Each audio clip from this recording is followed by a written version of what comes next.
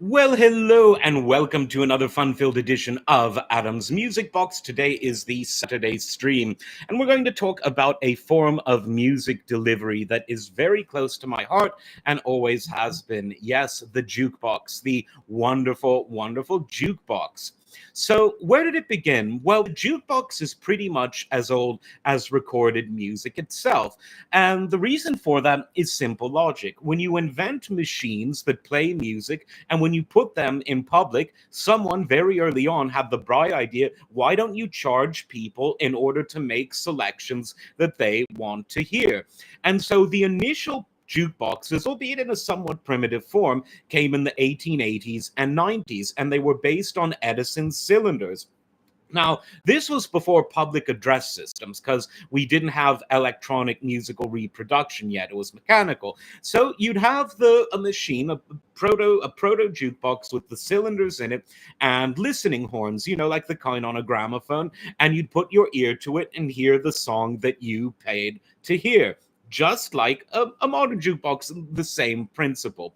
And over the years, as recordings got more sophisticated, as you then get into electronic recording and reproduction that became a mainstay in the 1920s, jukeboxes become more and more popular.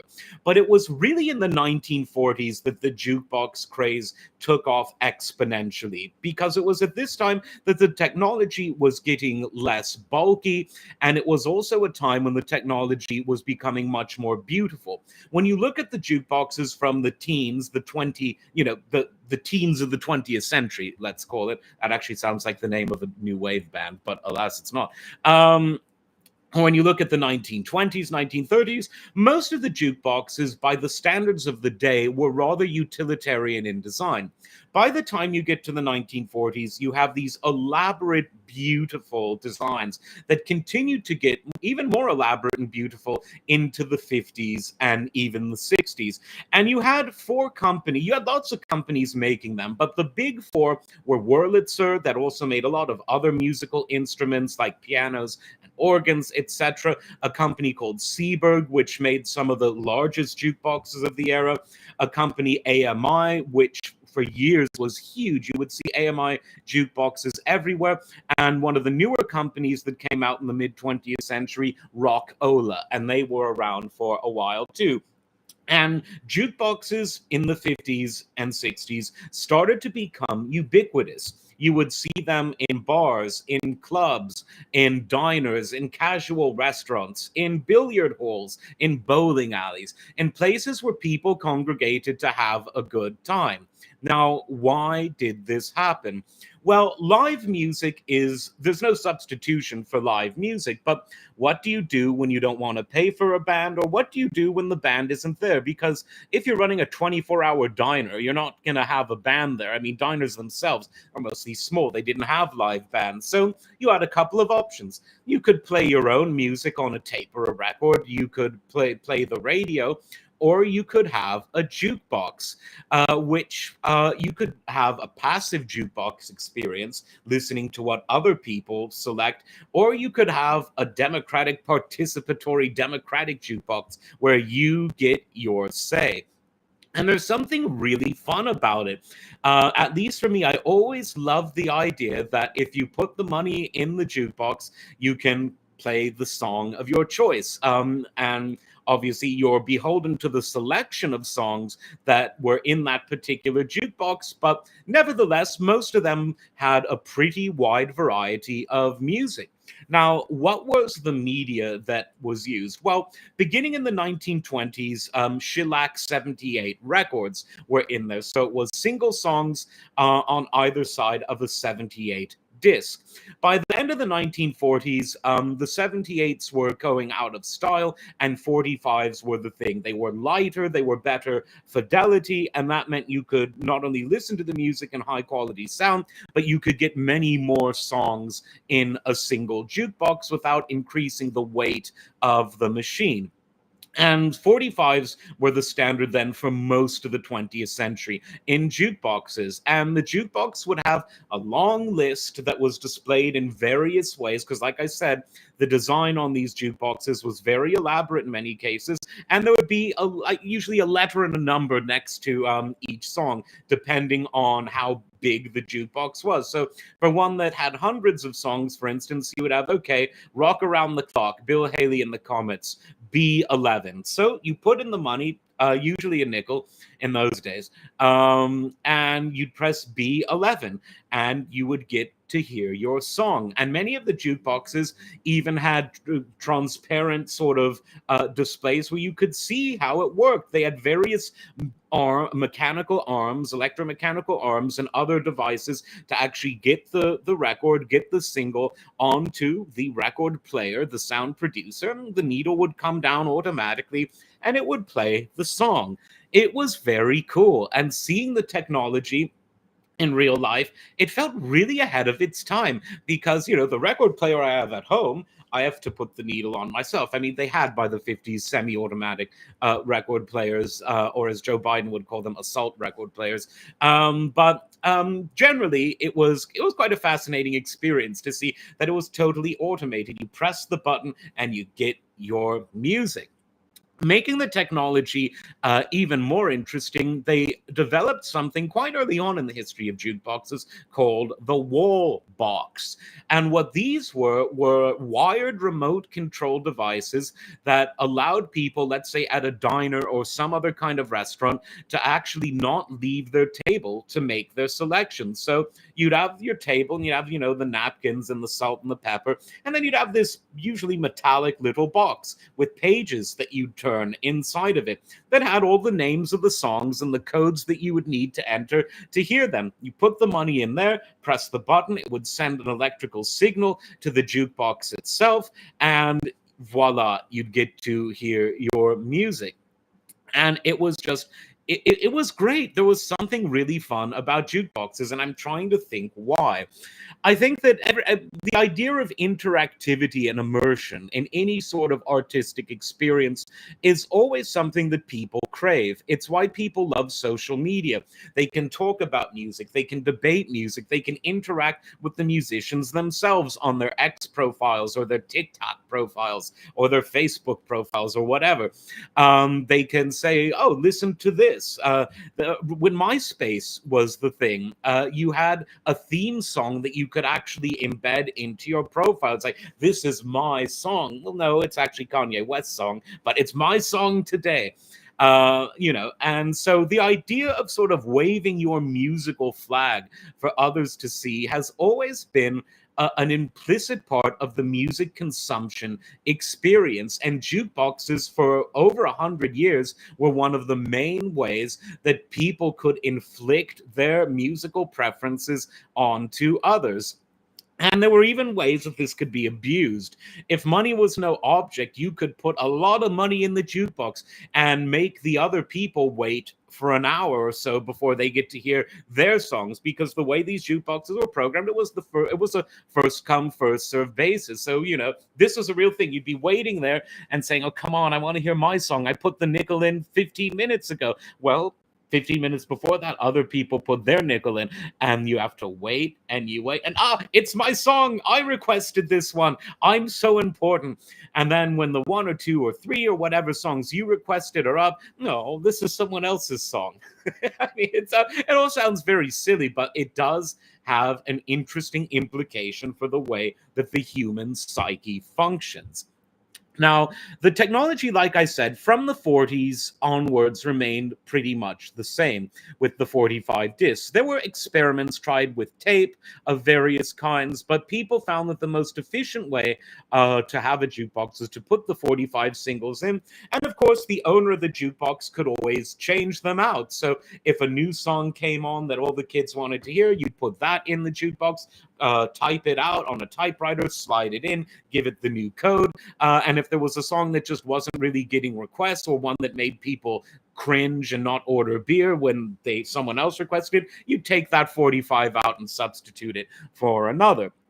Now, in the 80s, the jukebox companies tried something else. They tried the compact disc. So, same basic concept. You put your money in and a CD will automatically play. But this introduced some new concepts. The CD was never a single friendly format. And the reason why is because it costs no more to put 92 minutes worth of music on a single disc as it does to put a single song. So while singles were sold, CD singles were sold, they never took off as much as the 45 because the 45 was economical. It was a small vinyl disc and you used every inch of it. With the CD, if you're only putting one song on it, there's a lot of space, a lot of digital data that you're leaving blank. And so while some CD jukeboxes relied on the less than popular CD single, by the time you get to the late 80s, early 90s, most of them had entire albums. And this introduced a new challenge because it meant that people could request songs that weren't necessarily popular. They could request deep cuts, album tracks. They could request long songs because if you had an album on there with, let's say, a 10 or 15-minute song, there was no stopping someone from requesting it. So it took the CD jukebox took the jukebox out of the realm of singles, which it was in the day of Edison cylinders, of shellac 78 discs, and in the age of 45s. Time for a vodka break. It's just water. Show would be a lot better otherwise. Anyway, and so that introduced something new, and I have a tale to tell. I was once at a diner with a friend, and they had a CD jukebox. One of the albums in it was Pink Floyd's Wish You Were Here. All of the songs on that album are very, very long. I therefore requested a couple of them, which luckily the place wasn't very full. But if other people were waiting in their queue to have their song listened to, they would have been disappointed. And the friend I was with said, "Oh yeah, I like Pink Floyd," and then realized that he needed to go. I was like, "Come on, this is my song. I'm getting my money's worth. I've heard it a million times before, but I'm going to listen to it. Don't worry. You can see the videotape of your wife giving birth." I'm joking. That didn't happen. I didn't. You'll believe anything you hear online.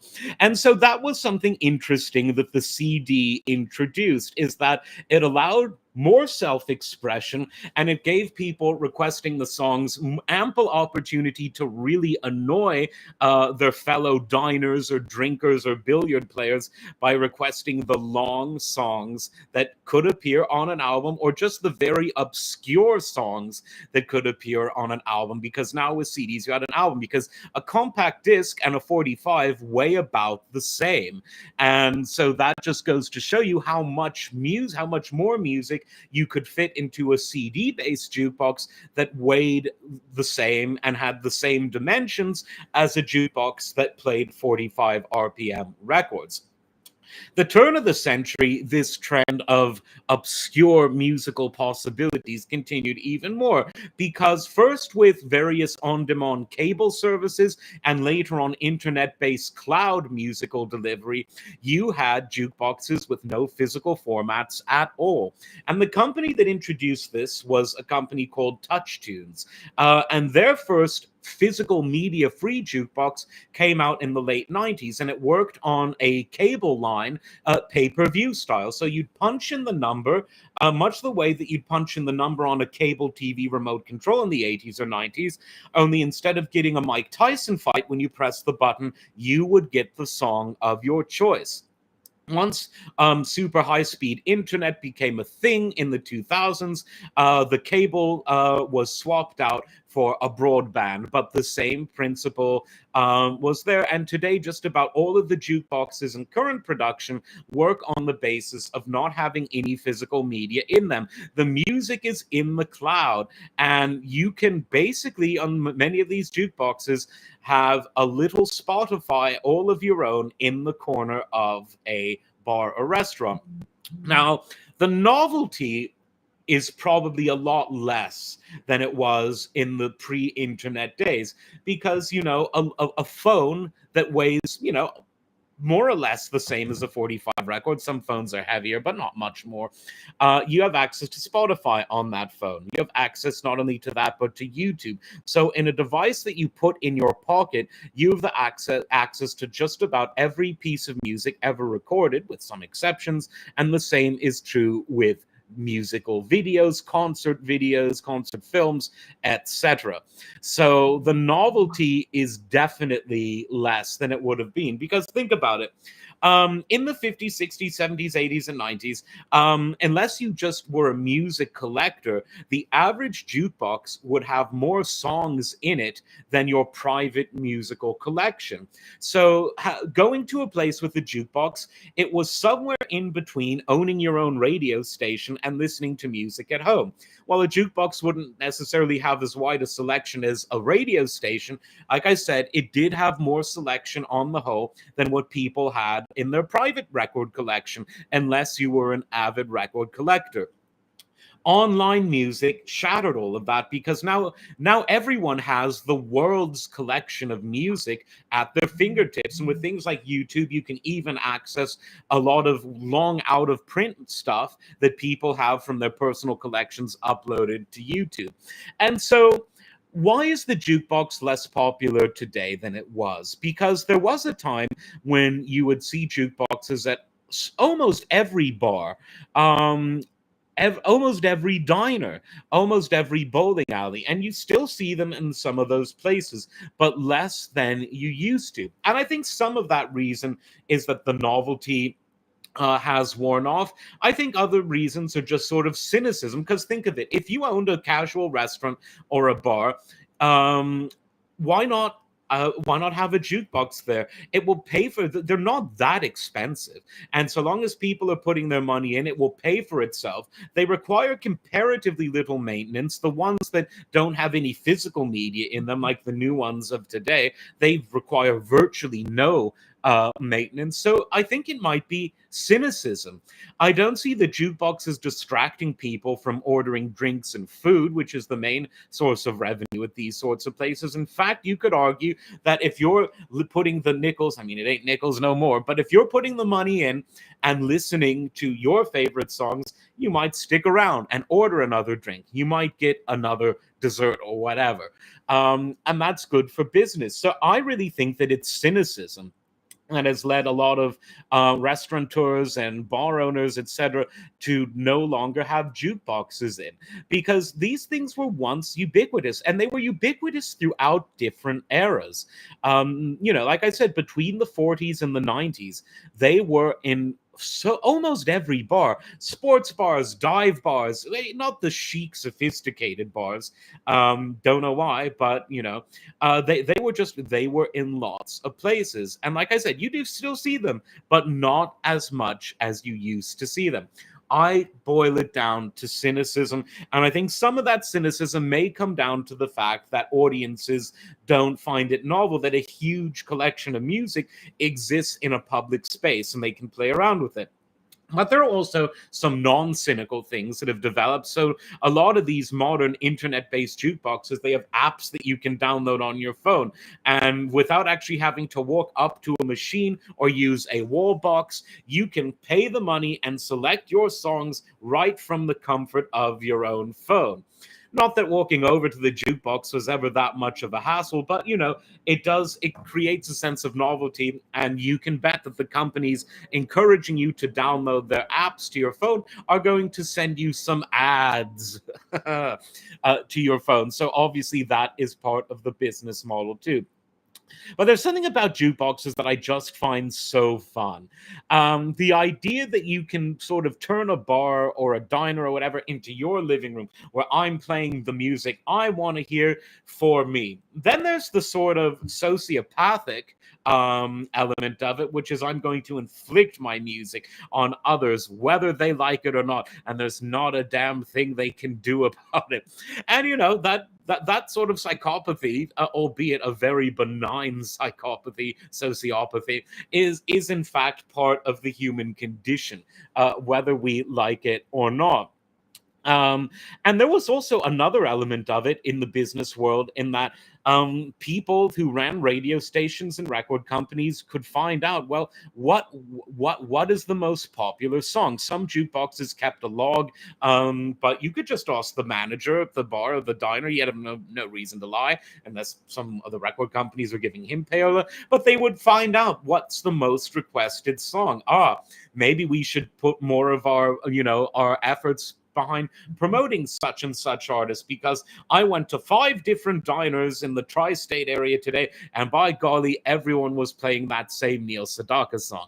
And so it was things like that as well. Um, I don't know. I love jukeboxes. I still think that even in the age of Spotify and YouTube, where the idea of selection is huge, even in the day of social media, when the idea of inflicting your musical choices onto others is now, it can be done from your bedroom, I still love a good jukebox, because the idea of filling a public space with democratically selected music for a small fee is just, I don't know. I kind of like it. I think it's really fun. But let me know what you think. Do you have that same love of the jukebox that I do? Do you have any jukebox experiences? Have you ever listened to a song about a jukebox, whether it's Foreigner's Jukebox Hero, whether it's the Kinks' Jukebox Music, whether it's Rockola by the Stray Cats, whether it's Ken Stabler talking about how he studied the Raiders playbook by the light of the jukebox? What's your experience with these wonderful music delivery machines? Let me know. And as always, like, subscribe, and we will see you next time. Take care.